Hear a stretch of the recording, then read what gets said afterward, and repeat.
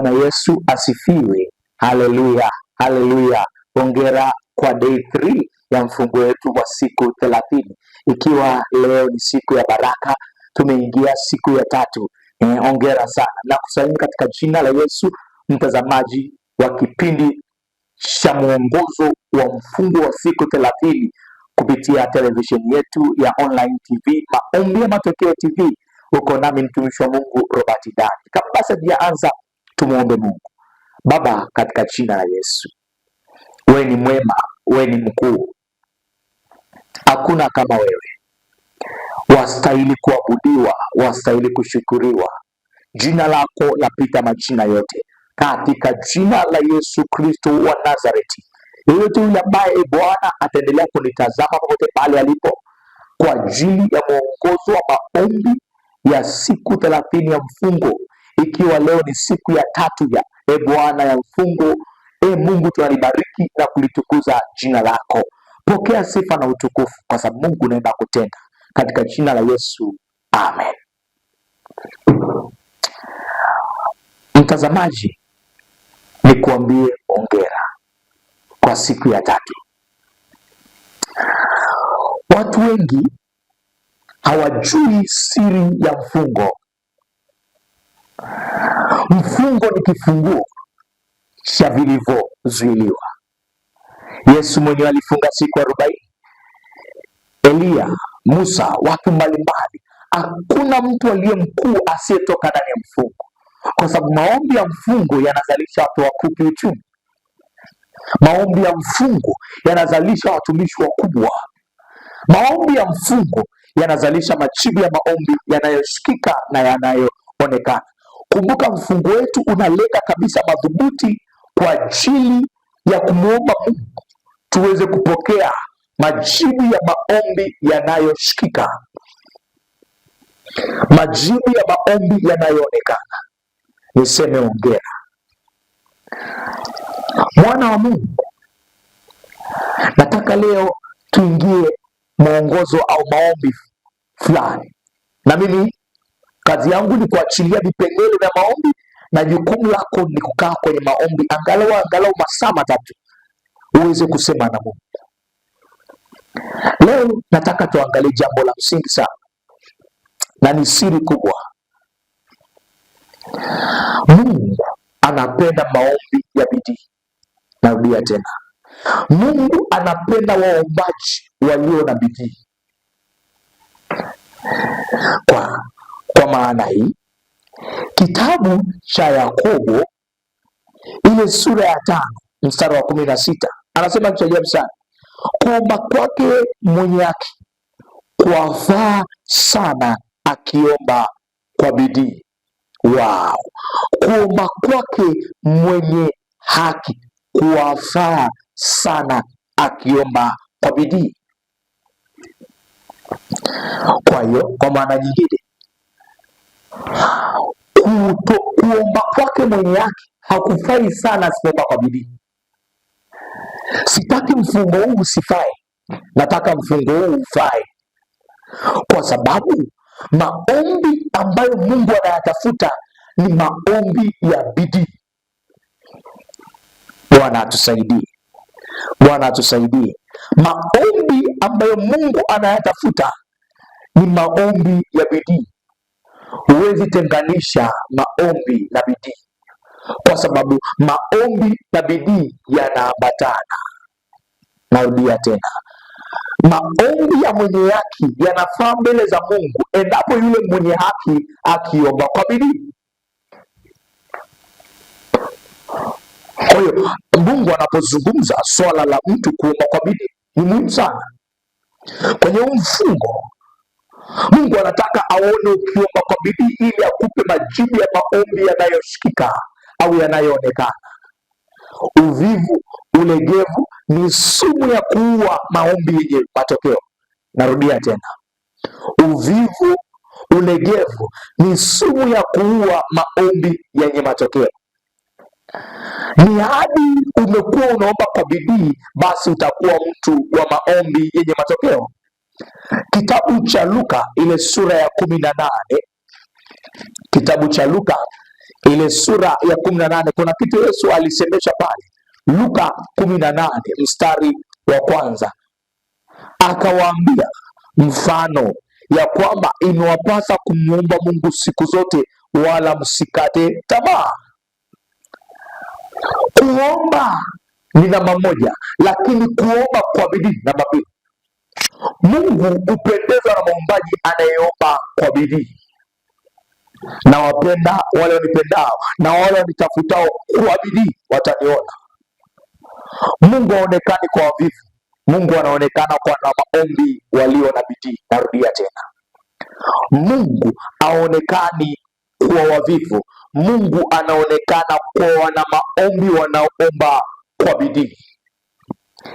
Ni hadi umekuwa muombaji unayeomba kwa bidii, utakuwa muombaji wenye matokeo.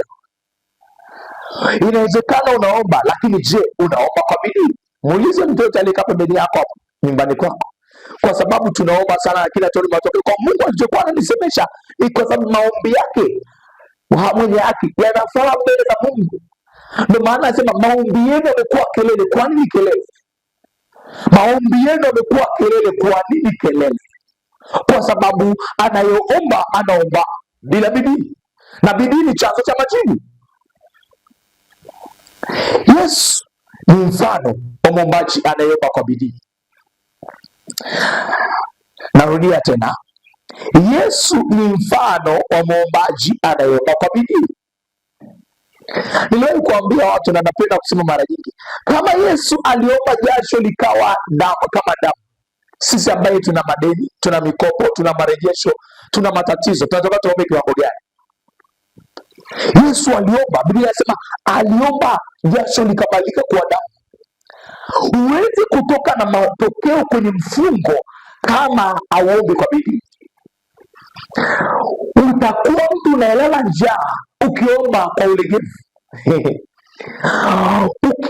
Utakuwa mtu unaelala njaa ukiwa mtu unayeomba kwa ulegevu. Narudia tena, utakuwa mtu unaelala njaa ukiomba kwa ulegevu. Kwa nini? Kwa sababu Mungu anajibu mtu anayeomba kwa bidii. Bwana asifiwe. Mungu anajibu mtu anayeomba kwa bidii. Okay. Kitabu cha Wathesalonike wa kwanza 5:17 inasemaje? Ombeni bila kukoma. Unapoenda kufanya kazi mahali, wanatazama bidii. Kipimo cha Mungu kujibu maombi yako ni bidii yako kwenye kuomba. Anataka uombe bila kukoma, anataka uombe kwa bidii, kwa sababu sumu ya majibu ya maombi ni ulemavu, ni uvivu. My God. Luka 22, Luka 22:44, Luka 22:44, Luka 22:44. Naye kwa vile alivyokuwa katika dhiki akazidi sana kuomba. Wow. Akazidi sana kuomba, ari yake ikawa kama matone ya damu yakidondoka chini. Alipoondoka katika kuomba wake, akawajia wanafunzi wake, akawakuta wamelala usingizi kwa huzuni. Akawaambia, mbona mmelala usingizini? Ondokeni mkaombe, msije mkaingia majaribuni. Yesu ni mkemea uvivu. Alihuzunika. Kwa sababu gani? Alikuta ambao anategemea waombe kwa bidii wamelala. Mwana maombi anayelala ni mwana maombi asiona majibu, kwa sababu Mungu ajibu usingizi, Mungu anajibu maombi. Narudia tena, mwana maombi aliyelala ni mwana maombi ambaye hapokei majibu, kwa sababu Mungu ajibu usingizi, Mungu anajibu maombi. Kwa hiyo kama ukilala, utakao upate matokeo kwenye mfungo, kwa sababu mfungo unahitaji watu ambao wako serious. Umeelewa? Yesu anaomba mpaka jasho la kuwa damu. Anaomba kwa nini? Kuna kitu kiko mbele yake. Kwa hiyo nguvu ya kuomba ambayo Yesu aliizalisha ndani yake iliweza kuleta matokeo. Oh, wow. Mungu atusaidie. Mungu atusaidie. Mungu atusaidie. Anasema wakati uko kwenye dhiki, walizidi kuomba. Mungu anatafuta watu watazidi kuomba wakati vita vinaongezeka. Mungu anawatafuta, na wewe unanitazama. Mungu anakutafuta wewe, ambaye ukiwa unapita mahali pagumu ndio utazidi kuomba. Mungu anatafuta muombaji ambaye kadri vita vinakuwa vikubwa ndipo ambapo yule muombaji atazidi kuomba. Kwa nini? Mungu anatafuta wana maombi wenye bidii. Mungu ni anachukia uvivu, kwa sababu mkono wenye bidii ndio mkono Mungu anautafuta. Mungu apatanye. Ndio maana Yesu alipoona wanafunzi wake wamelala, alibidi achane nao. Kwa nini? Kwa sababu kuna namna aliwakuta wamelala. Kwa hiyo wameenda kuomba, lakini angalia nini kinatokea. Walilala. Hujaikuta mtu yuko kwenye maombi alafu anachati na WhatsApp. Hujaikuta mtu yuko kwenye maombi alafu unakuta anapokea simu. Hujaikuta mtu yuko kwenye maombi alafu ghafla anaomba akatana kistevu anaitwa anatoka. Hayo sio maombi. Maombi ambayo Mungu anatazamia uyaombe ni maombi ambayo ni ya bidii. Usidanganye na watu, usidanganye na watumishi mbalimbali. Hakuna namna utajibiwa bila kuomba, kwa sababu Mungu anasema ombeni nanyi mtapewa, tafuteni nanyi mtaona, bisheni nanyi mtafunguliwa. Anasema kwa kuwa kila aombaye hupokea. Ni hadi uombe ndio utapokea kile ambacho unataka. Huwezi kupokea ambacho unakitaka kama usipoomba, kwa sababu Mungu ajibu mawazo tu. Mungu anajibu maombi ambayo utaomba. Anasema hivyo Waefeso 20, basi atukuzwe yeye awezaye kutenda mambo ya ajabu mno kuliko tuyaombayo au tuyawazao, kwa kadiri ya nguvu inayotenda kazi ndani yetu. Maana yake Mungu anategemea nguvu zake ndani yako, ambazo zimekaa ndani ya mwili wako, zimekaa ndani ya roho yako, aweze kutenda kile ambacho unakusudia au kile ambacho unatamani Mungu akutendee. Kwa hiyo wana maombi ambao hawana nguvu, ni ngumu kwa Mungu kuwatumia kutenda maajabu. Wow. Mtazamaji wa Maombi ya Matokeo TV, hii ni siri kubwa sana. Uvivu kwenye mfungo hauna nafasi. Narudia tena, uvivu kwenye mfungo hauna nafasi. Ni hadi umeamua kuomba kwa bidii, ni hadi umeamua kufunga kwa bidii. Na ndio maana Yesu anatuonyesha mfano wa bidii, kwa sababu yeye ni mtu wa bidii. Kwa hiyo unapokuwa kwenye haya maombi lazima uwe mtu wa bidii. Unapokuwa unaomba lazima uwe mtu wa bidii. Mungu anataka mtu ambaye anataka kumtafuta kwa bidii. Yeremia 29 anasema hivi, nani mtanitafuta na kuniona mtakaponitafuta kwa moyo wenu wote. Biblia inasema nyingine, mtakaponitafuta kwa bidii zenu zote. Mungu anaonekana kwa wana maombi wanaomtafuta kwa bidii. Wow. What a point.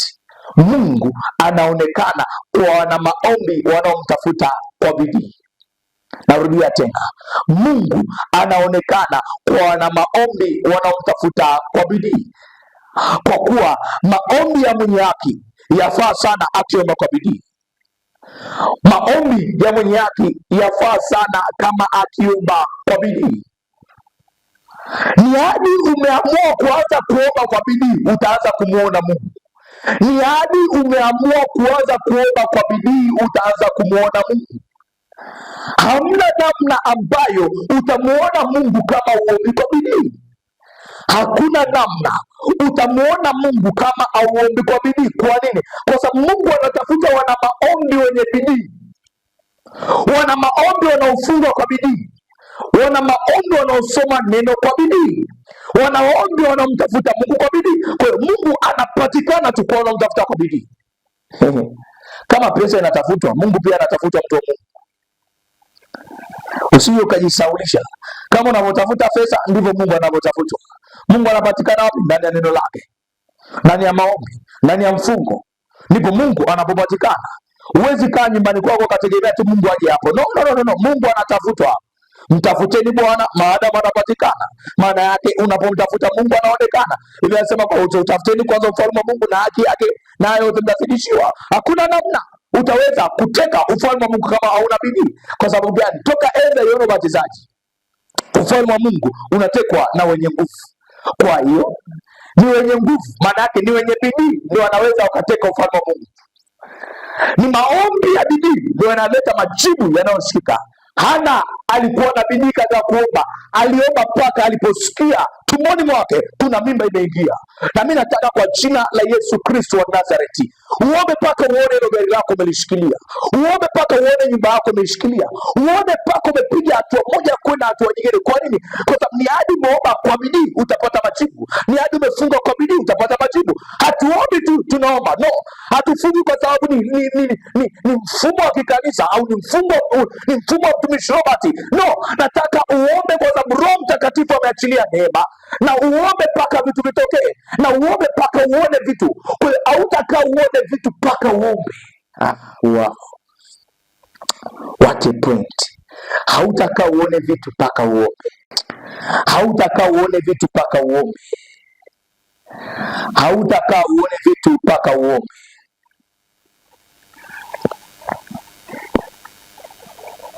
Bwana Yesu asifiwe.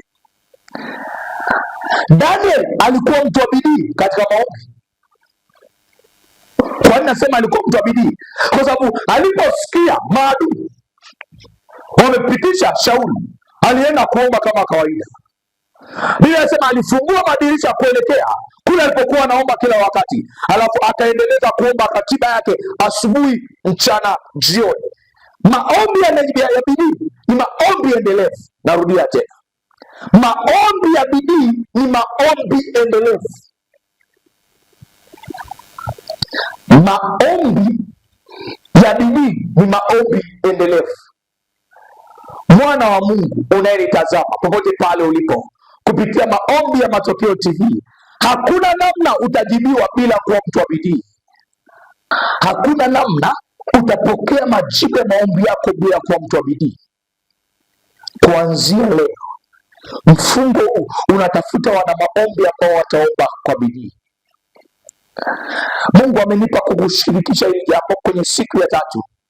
Amua kwamba kuanzia leo mimi fulani ninaamua ya kwamba lazima nitoke hatua moja kwenda hatua nyingine.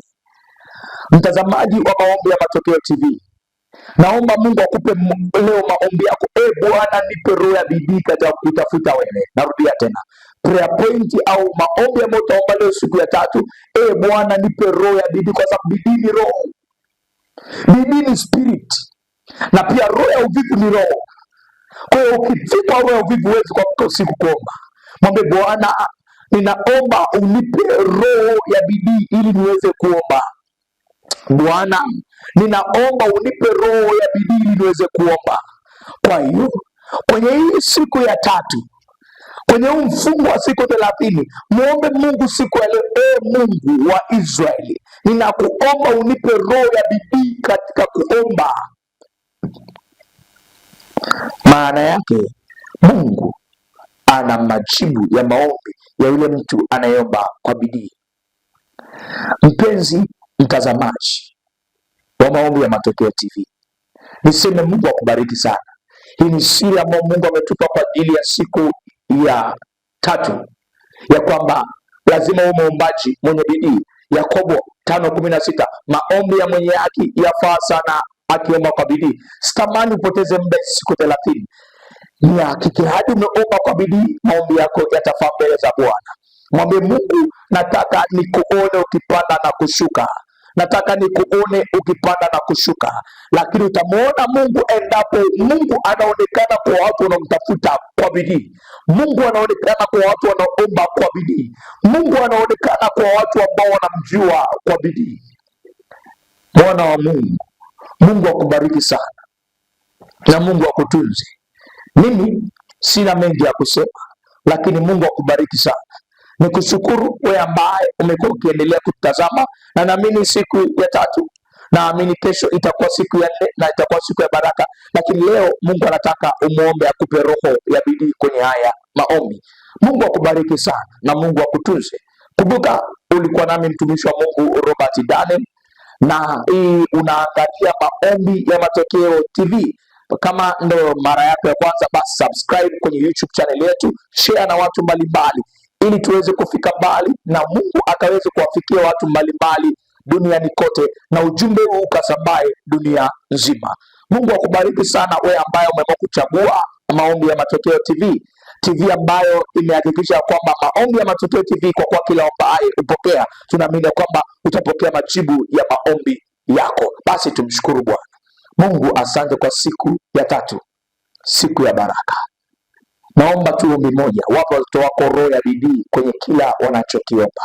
Wape watoto wako roho ya bidii kwenye kila wanachokiomba. Bwana Yesu, asante kwa ajili ya wema wako na kwa ajili ya baraka zako. Kila atakayeshiriki leo siku ya tatu, roho ya bidii iwe juu yake. Roho ya bidii iwe juu yake. Roho ya bidii iwe juu yake. Katika jina la Yesu Kristo wa Nazareti, natamka roho ya bidii katika jina la Mungu Baba, Mwana na Roho Mtakatifu. Asante kwa sababu unaenda kutenda. Amen.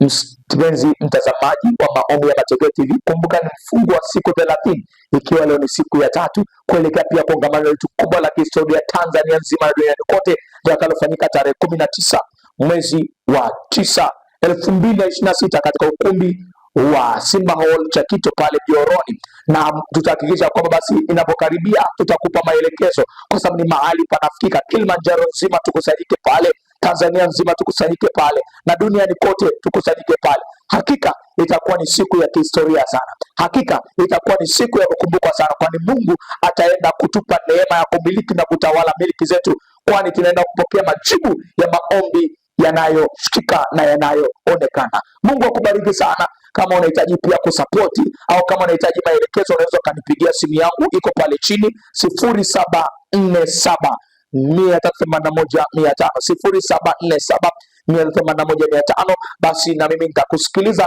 lakini pia sapoti yako ni ya muhimu sana sana sana.